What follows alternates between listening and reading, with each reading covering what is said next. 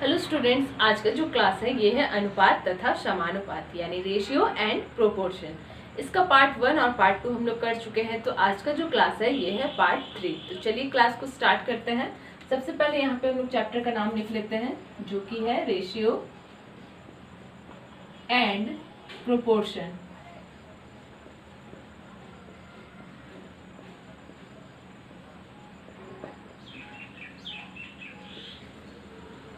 ठीक है, हिंदी में हो जाएगा अनुपात तथा समानुपात। ठीक है, समानुपात। आज का जो क्लास है ये है इस चैप्टर का पार्ट 3। तो यहाँ पे पार्ट लिख लेते हैं कि कौन सा पार्ट है। पार्ट 3 है। ठीक है, इसका पार्ट 1 और पार्ट 2 हम लोग ऑलरेडी कर चुके हैं। तो अभी आप लोगों को बिल्कुल अच्छे से क्लियर हो गया होगा कि अनुपात क्या होता है और समानुपात क्या होता है, क्योंकि इसका जो पार्ट 1 था उसमें हम लोगों ने बिल्कुल डिटेल से समझ लिया था कि अनुपात और समानुपात क्या होता है, दोनों के बीच डिफरेंस क्या है, और दोनों का अलग अलग से सेपरेटली हम लोग एग्जाम्पल्स भी ले लिए थे। ठीक है, और पार्ट 2 में हम लोग कुछ इसका बेसिक क्वेश्चंस भी बना लिए थे जो कि अनुपात से भी था और समानुपात से भी था। तो आज का जो क्लास है यानी पार्ट 3 जो है, इसमें हम लोग कंबाइन क्वेश्चन करने वाले हैं। ठीक है, तो चलिए क्लास को स्टार्ट करते हैं और लेते हैं आज का पहला एग्जाम्पल। तो देख लेते हैं पहला एग्जाम्पल क्या है। तो हमारा पहला क्वेश्चन है, ठीक है, बिल्कुल इजी क्वेश्चन है। क्वेश्चन नंबर 1 क्या कहा गया है कि ₹675 को ए और बी में 5:4 के अनुपात में विभक्त कीजिए। के अनुपात में विभक्त कीजिए।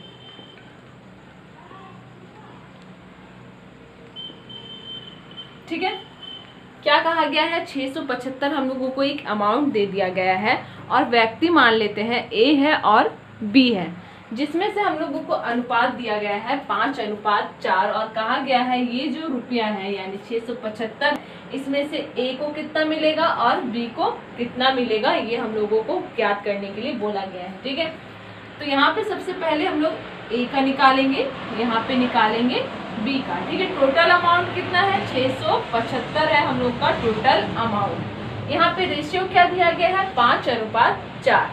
अब यहाँ पे एक चीज ध्यान में रखना है कि अभी हम लोग निकाल किसका रहे हैं, ए का निकाल रहे हैं। तो गुना में क्या करेंगे, ए का अनुपात क्या है, ए और बी है, तो ए का अनुपात 5 है, बी का अनुपात 4 है। यहाँ पे हम लोग निकाल रहे हैं ए का, तो ए का अनुपात 5 हो जाएगा, तो 5 को गुना करेंगे और बटा में क्या हो जाएगा, अनुपात जो है उसका ऐड करके यानी उसका योग, तो 5 और 4 हो जाएगा यहाँ पे 9।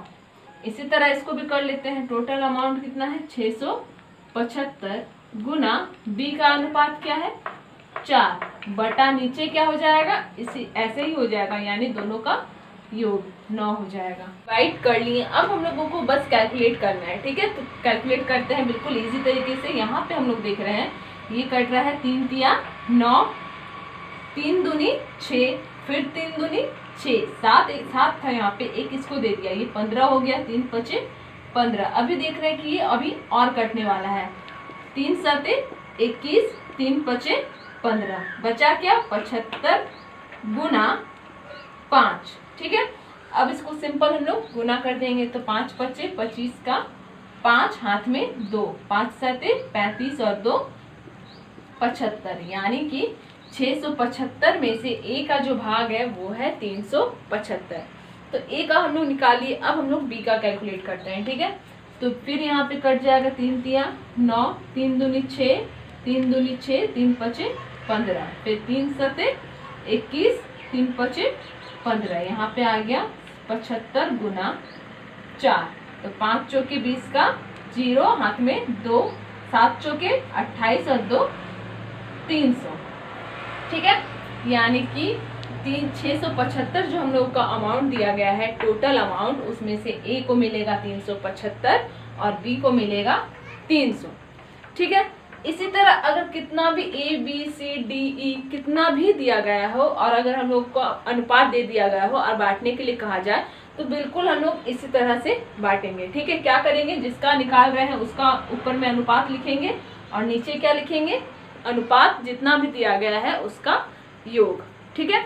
तो इस तरह से कितना भी बड़ा कैलकुलेशन हो हम लोग यहाँ पे सॉल्व कर सकते हैं।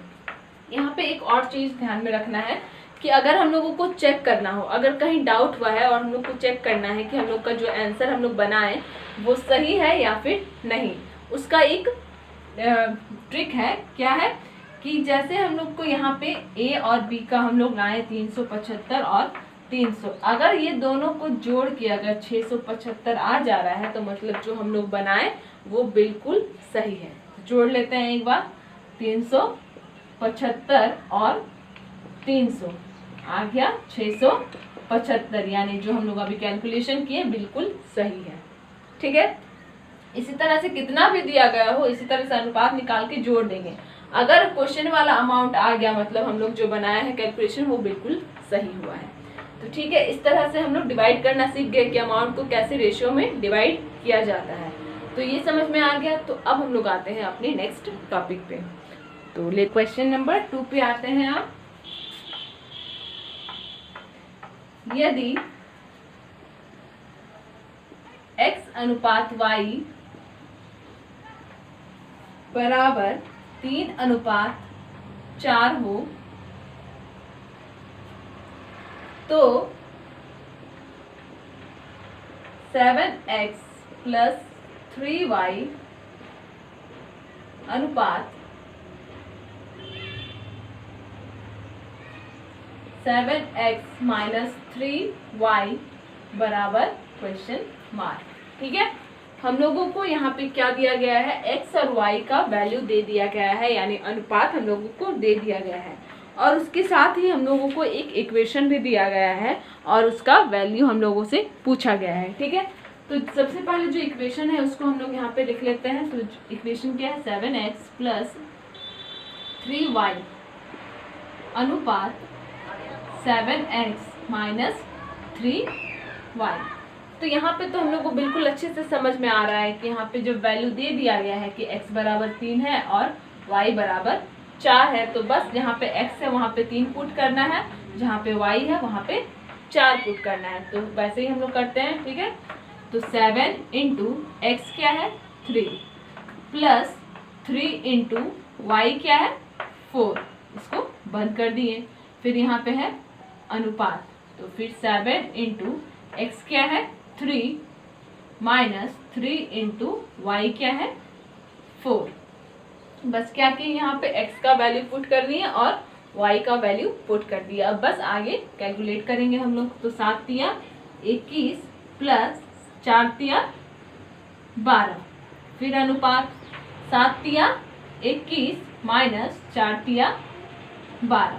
यहाँ पे क्या करना है, जोड़ देना है, यहाँ पे माइनस कर देना है। तो जोड़ देते हैं, 2 और 1 3, 2 और 1 3, अनुपात ये क्या है 21 - 12। तो कर देते हैं 21 - 12, 11 में से 2 जाएगा तो 9 बचेगा।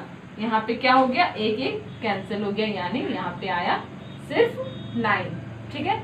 अब यहाँ पे आ गया क्या हम लोगों का रेशियो 33:9। क्या ये हम लोगों को आंसर है? ये आंसर नहीं है, क्योंकि ये जो 33:9 है ये किसी एक टेबल से कट रहा है। किससे कटेगा, 3 का पहाड़ा से। 3 का पहाड़ा में 33 भी आता है और 3 का पहाड़ा में 9 भी आता है। तो काट देंगे इसको, 11 बार में ये जाएगा और ये जाएगा 3 बार में, यानी जो रेशियो आया वो हो जाएगा 11:3। ध्यान में रखना है कि यहाँ पे हम लोग का सबसे पहले 33:9 आया, वो आंसर नहीं है। अगर वो चीज कट रहा है तो हम लोग उसको काट देंगे। ठीक है। तो यहाँ पे समझ में आ गया होगा, अगर अनुपात कट रहा है तो उसको काट देना है, वरना आपका जो आंसर है वो गलत हो जाएगा। तो ये समझ में आ गया। तो अब हम लोग आते हैं अपने नेक्स्ट क्वेश्चन पे। तो देख लेते हैं नेक्स्ट में क्या है। तो क्वेश्चन नंबर 3 पे आते हैं। ठीक है। क्वेश्चन नंबर 3, दो संख्याएं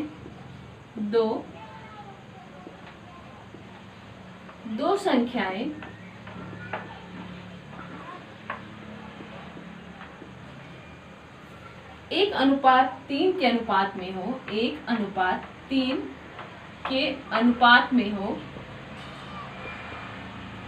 अनुपात में हो, यदि इनका योगफल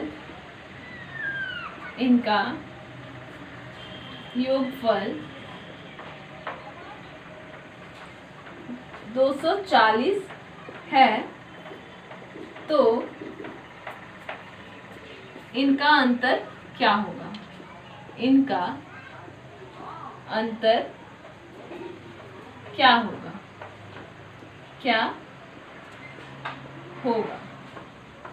ठीक है, ये जो क्वेश्चन है ये है एक्सरसाइज से क्वेश्चन। अभी तक हम लोग जो एग्जाम्पल ले रहे थे वो जो चैप्टर है इसका एग्जाम्पल से था। अब से जो स्टार्ट कर रहे हैं वो है चैप्टर के अंदर जो क्वेश्चंस आते हैं वहां से हम लोग पढ़ रहे हैं। ठीक है, तो इस क्वेश्चन का हम लोगों को 4 ऑप्शन दिया गया है, तो देख लेते हैं ऑप्शन में क्या क्या है।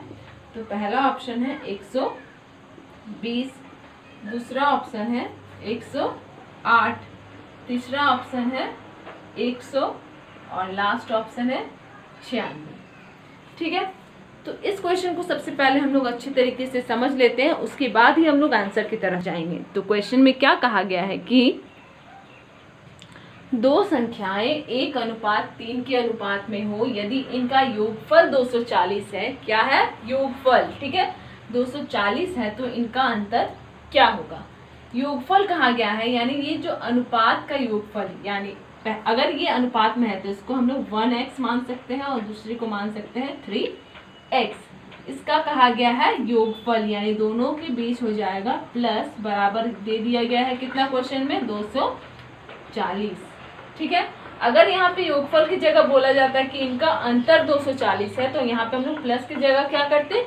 माइनस करते। ठीक है, ध्यान में रखना है कि यहाँ पे क्या कहा गया है। तो योगफल कहा गया है तो यहाँ पे हम लोग प्लस किए हैं तो प्लस कर देते हैं, तो 1x प्लस 3x हो जाएगा 4x बराबर 240।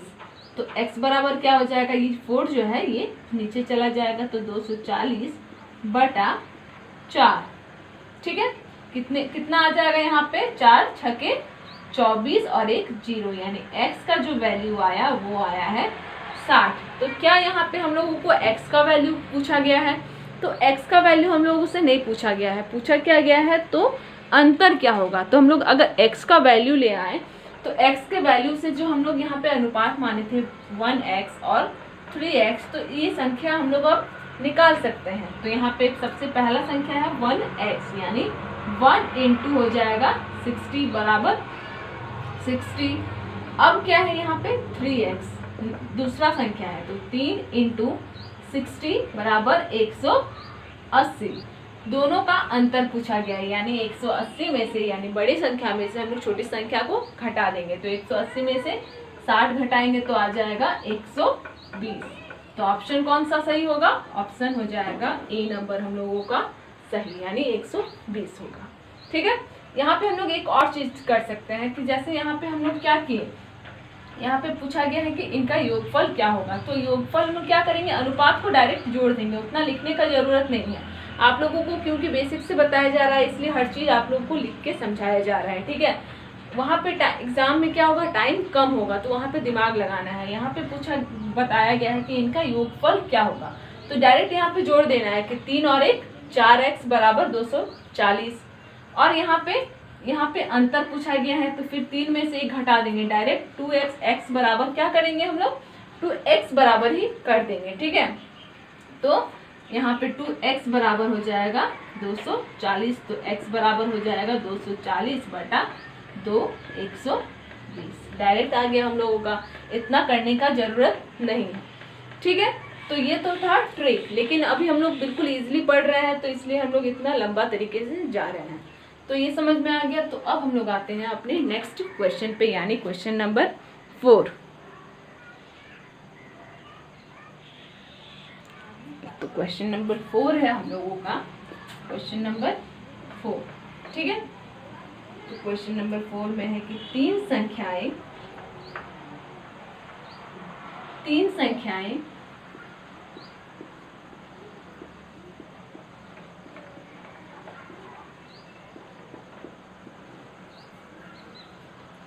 तीन अनुपात 4:5 3:4:5 के अनुपात में है, के अनुपात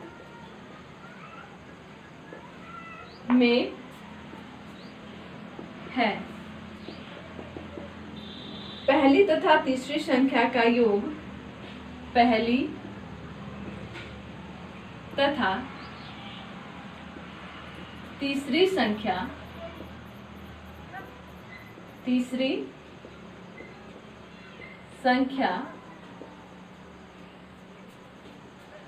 का योग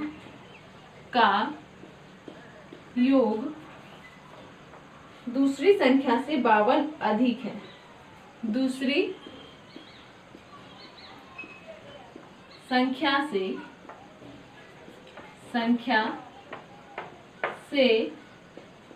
52 अधिक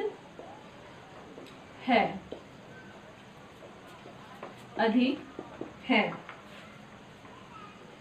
सबसे बड़ी संख्या क्या है? सबसे बड़ी संख्या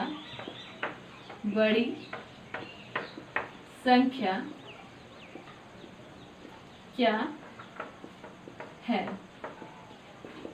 ठीक है, ये जो क्वेश्चन है ये काफी इंपॉर्टेंट है, तो इसका हम लोग देख लेते हैं ऑप्शन क्या क्या दिया गया है। तो पहला ऑप्शन है 65, दूसरा ऑप्शन है 52, तीसरा ऑप्शन है 79, उसके बाद क्या है 63, और इसका एक और ऑप्शन है ऑप्शन नंबर ई, जो कि है इनमें से कोई नहीं। इनमें से कोई नहीं।